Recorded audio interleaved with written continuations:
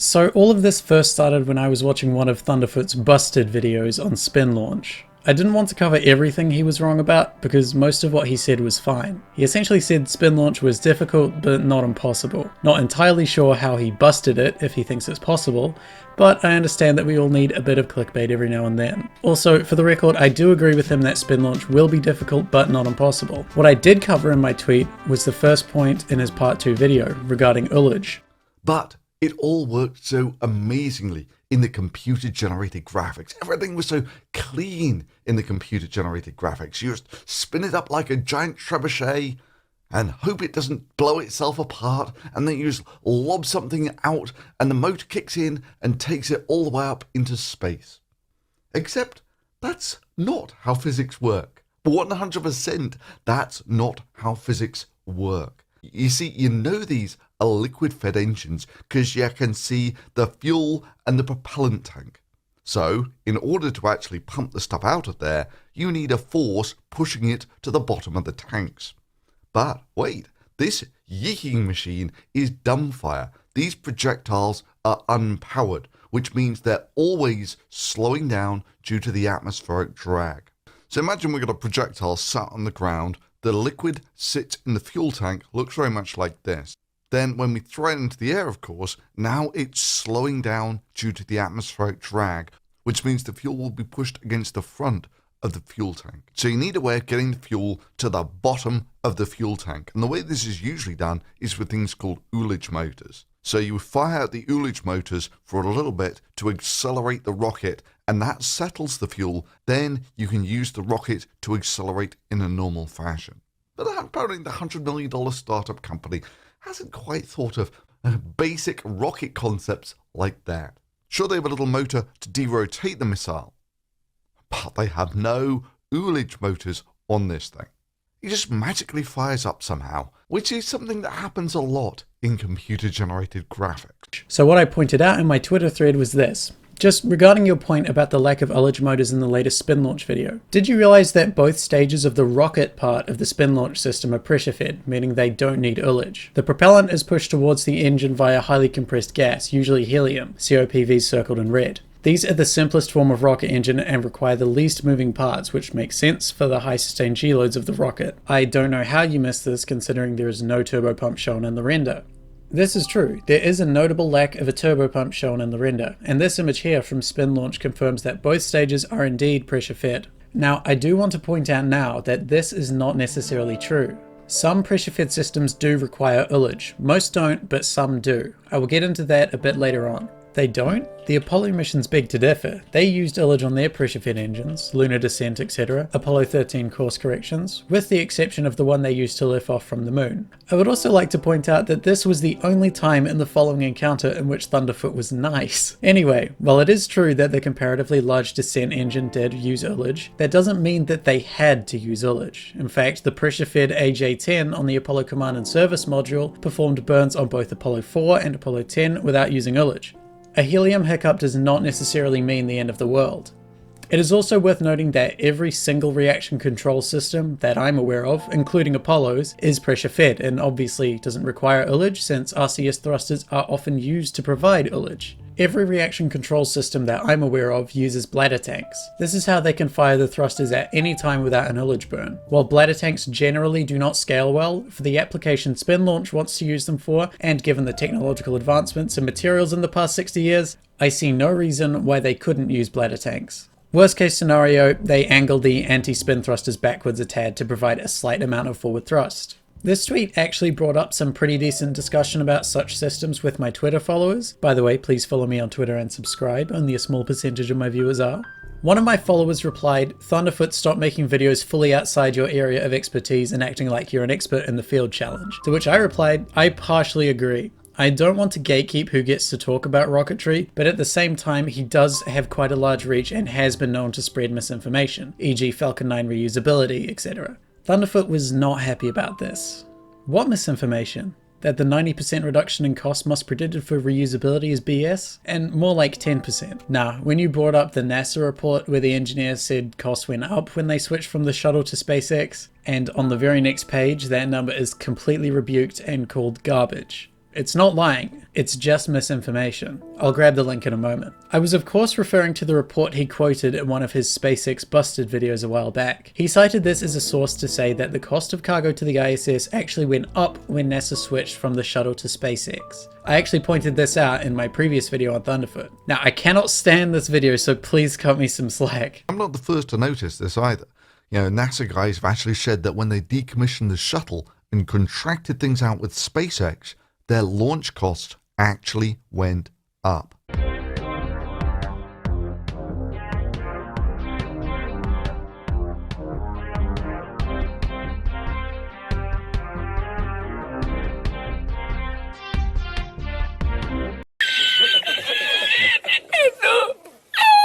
I provided the link and Thunderfoot replied, probably because it was some engineer's opinion on a conference proceeding, barely above a blog. But the bottom line is that the opinion of people in charge of person-to-space costs was their costs went up when they started using SpaceX. Are you saying they're lying? The payload specialist wasn't even talking about crewed missions. I'm talking about page 6, section D, which you directly quoted in your video, which is talking about cargo cost. And my good friend No Name then replied, person-to-space costs aren't a valid metric for ISS operations, unless duration is taken into account. Plus, they keep using marginal costs for the shuttle and contractual flight costs for SpaceX. Operational program costs should be included for the shuttle. Now, this is a very good point. Duration is definitely something that should be taken into account when comparing the shuttle to Dragon 2, but that is something for part 3. I want you all to remember No Name, because he will definitely be making a return. I made a very ballpark estimate for seat and payload costs for the shuttle and Dragon 2. It is worth mentioning that these are not accurate. No Name has gone through every shuttle payload weight manifest to the ISS, checked the duration of every stay down to the minute, and calculated the man days worth of work that was provided by each mission. He is an absolute machine when it comes to this stuff, so when it comes to numbers, trust his numbers more than my Wikipedia Google numbers. He really knows his stuff, and part 3 will focus almost entirely on his findings. So No Name actually corrects me here. 65 million per seat, actually 69 million as an average because of the average 6.54 seats per ISS shuttle flight, as a marginal cost for average 8.3 days.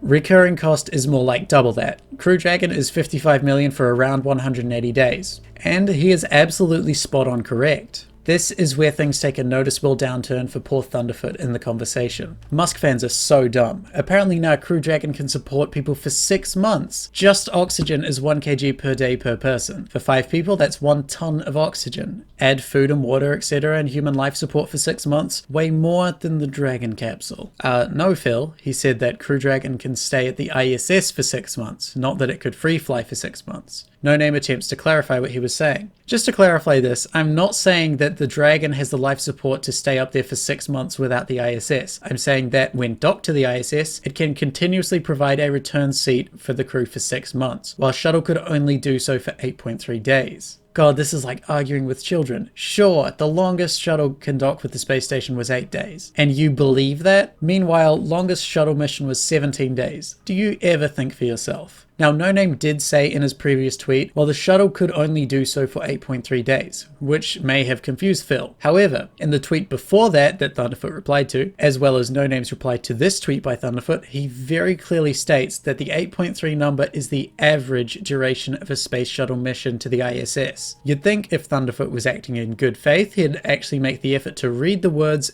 average 8.3 days and then correct himself, or acknowledge that No Name never said that the Dragon capsule could last 6 months by itself, but that would be expecting far too much. I reply, in an attempt to clarify, the longest shuttle stayed at the ISS was 12 days, the average was 8 days. Dragon 2 can stay docked for 210 days. It's like 55 million for 6 months or 69 million for under 2 weeks.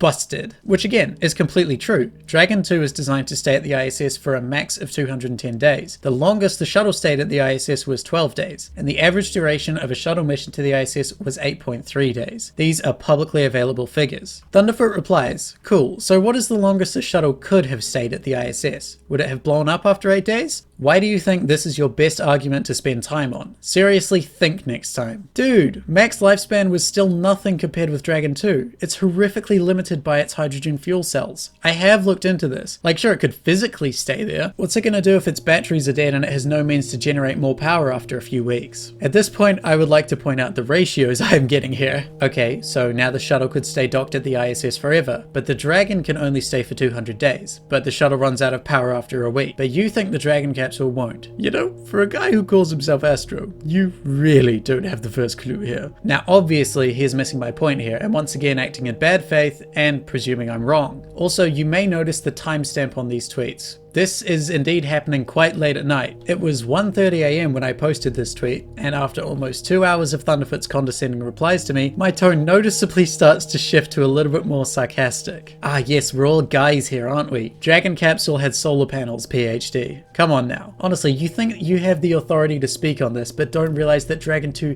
has already spent 180 plus days at the station. Do you think it runs out of power after a couple of weeks like the shuttle? Are you that oblivious? And I don't have the first clue. The guy who doesn't know the limitations of hydrogen fuel cells does, but apparently I don't. What a day, you really have embarrassed yourself. As this was happening, I also quote tweeted this. Also, for new followers, I am trans, hence the flag. My pronouns are in my bio like a true Gen Zer, so please don't call me guy. Thunderf00t replies, and I say to him, it's fine. Benefit of the doubt first time. Just in future, I am not comfortable with that. Now, I thought I was quite reasonable with that specific interaction. I sure do hope it never has to be brought up again. Okay, you really know nothing about any of this. Sorry I gave you so much credit. SPIDS allowed a docked space shuttle to make use of power provided by the International Space Station solar arrays. Yes, Phil, well done, that is correct. But if you'd actually taken the time to read the Wikipedia article you quoted, you would have read this part. Use of this system reduced usage of a shuttle's onboard power generating fuel cells, allowing it to stay docked to the space station for an additional 4 days. No, my friend,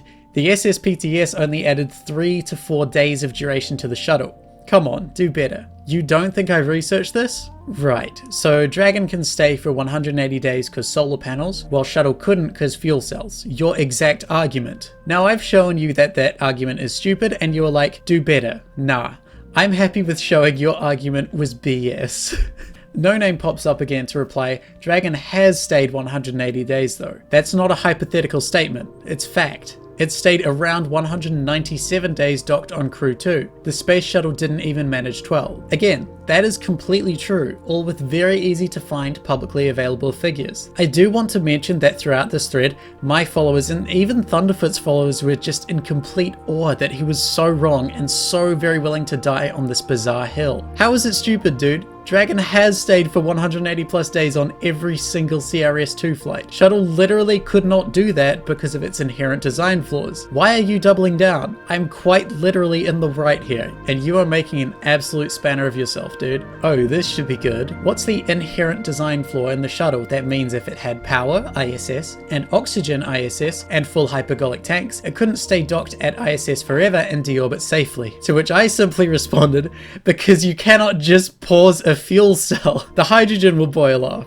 That's why the station shuttle power transfer system only added a maximum of 4 days to the duration of a shuttle. Did you even read it? If the shuttle could stay up there forever like you're saying, why did it only stay at the station for max 12 days? I'm genuinely stunned you are doubling down. And you couldn't power de-entry on batteries because it's been done since the 1970s? Not with a spacecraft that big with a re-entry interface that long. Seriously, if you don't believe me, I can @ Scott Manley. Well, I was stunned to find out the shuttle had no battery backup, but the electric system looks to run at about 10 kilowatts. A 24-hour battery for that weight would be around 1 ton. Not a small amount if we're talking payloads. They didn't have a big old battery because fuel cells were lighter and better suited. Again, it's almost like I did my research on this. It was designed to have constant power generation from the fuel cells. There's not much point having big batteries if you're not using them. But fuel cells can only last so long, hence the inherent design flaw for long duration missions. Cool, so we're in agreement that if the shuttle had oxygen and power, ISS, full hypergolics and re-entry batteries like Dragon, it could stay at the ISS forever because fuel cells were lighter and better suited. Didn't your research have that as a critical design flaw? Yes, but it didn't have re-entry batteries. What is this weird hypothetical you've come up with? The shuttle would be dead in the water if it ran out of hydrogen. It couldn't come home. Yes, if the shuttle wasn't the shuttle, it could behave differently than the shuttle did. When comparing two products or services, you can only compare what they are. You can't make hypothetical changes to one of them because you really want it to be better.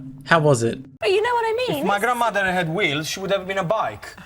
You know, what, you know, you know, what else, you know, it doesn't make any sense what you said. It's a different recipe. It's got nothing to do with macaroni cheese, you know? So at this point, it was 2 in the morning, and I kind of had enough. I knew Thunderfoot wasn't going to admit I was correct, so I kept my word and decided to @Scott Manley and head to bed. Kia ora, Scott. If you have the time, could you have a look back through this thread and tell Thunderfoot that he is incorrect? Because he doesn't seem to believe me that the shuttle couldn't stay on the ISS indefinitely. Cheers, I am off to bed. Thankfully, he replied, "Shuttle limitations on orbit were largely Shuttle limitations on orbit were largely constrained by the fuel cells. Even if shut down, the hydrogen would boil off. Columbia rescue plans suggested it could still be flyable after a month at low power. Can't restart cells on orbit, not enough batteries to land shuttle. Fixing this would be an engineering problem. Adding hardware to support re-entry with modern batteries, and respecting every single component of the shuttle for months of life on orbit. Biggest challenge would be the paperwork. It would likely cost more than Dragon 2 development." Now, I tried to get my Scott Manley tweet seen by as many people as possible, so naturally I did a quote tweet. Thunderfoot thought it necessary to reply and say, "God, that's needy." This was at 2 in the morning for me. Dude, you acted like an absolute twat of a know-it-all. You full stop wouldn't believe I was right. It's almost 3 AM here, I want to go to bed. What's needy is you not admitting your wrongs. Yeah, exactly what I was saying. God, you're needy. Aren't you like 50 or something? See, what you're doing now is proving why I needed to @someone established in the community, because I bet you wouldn't be this disrespectful to Scott Manley. Kind of pathetic. I brought up his age because he is acting like a fucking 5-year-old and has enough grey hair to know how someone should and should not act.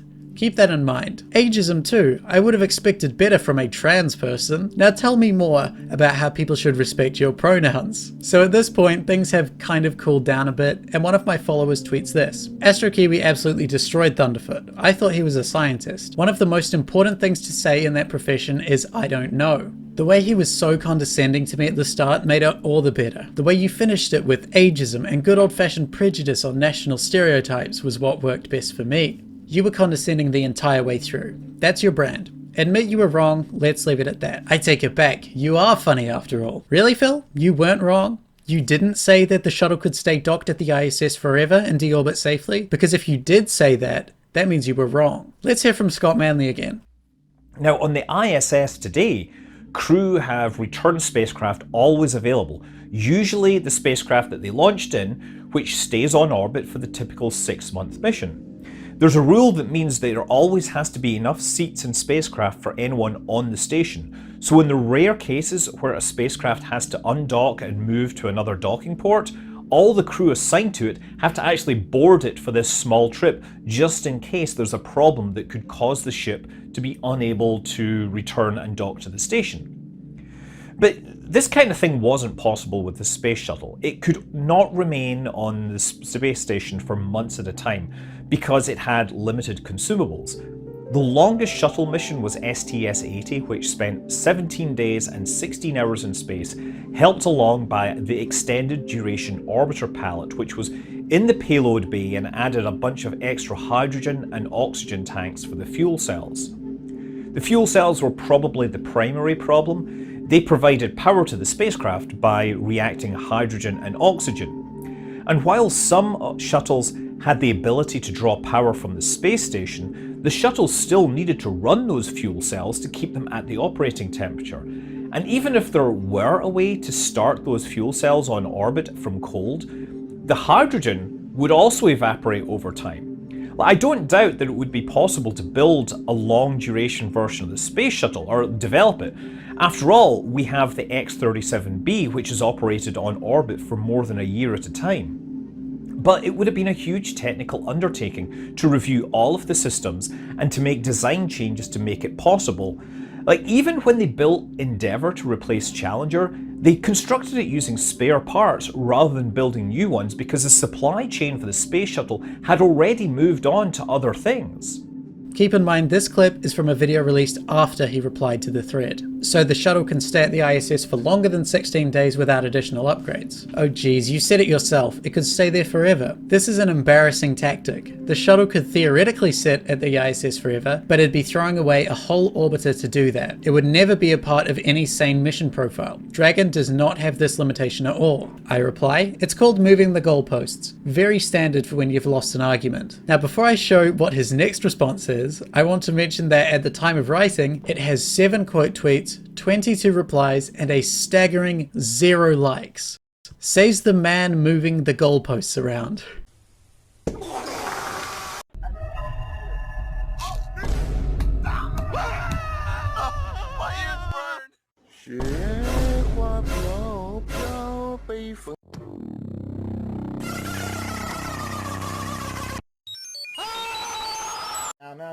So why was this a bad response? Well, I think it's obvious at this point he knows I am transgender, considering he has responded a couple of times to me directly saying I am transgender and not comfortable with being called guy. What's also obvious is what he was trying to get me to do with this reply. He wanted me to focus on this misgendering. I didn't. I could see straight through it. He would rather have me focus on him being transphobic than him being wrong. He knew that I knew that he knew I was transgender, so he thought that if he purposefully misgendered me, I would forget the argument, forget that he was wrong, forget that Scott Manley confirmed I was right, and instead go after him for misgendering me. When I didn't do that, he moved on to other things. Now, I can handle misgendering on the internet. Until this video, I have not been explicit about being transgender here on this YouTube channel. I didn't consider it important. If someone calls me a smart guy in the comments, it's whatever. I'm not going to bother correcting every single person who gets it wrong, especially considering I don't have the most typically feminine voice. But if you reply to a tweet that, keeping in mind, was not specifically directed at you and then purposefully misgender me in hopes that I forget you were wrong, no, I'm not falling for that. Misgender me all you want, that doesn't change the fact that you, Philip Thunderfoot,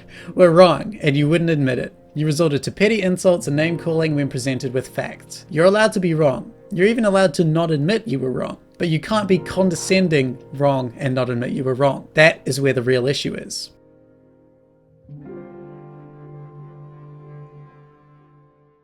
You know, for a guy who calls himself Foot, you really don't have the first clue about feet.